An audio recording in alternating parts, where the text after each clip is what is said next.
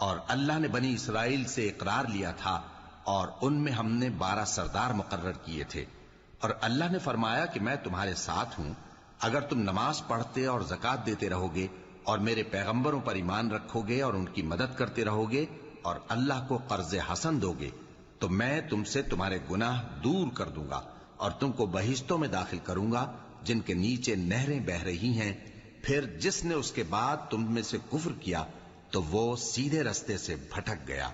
बस उन लोगों के अहद तोड़ देने के सबब हमने उन पर लानत की और उनके दिलों को सख्त कर दिया।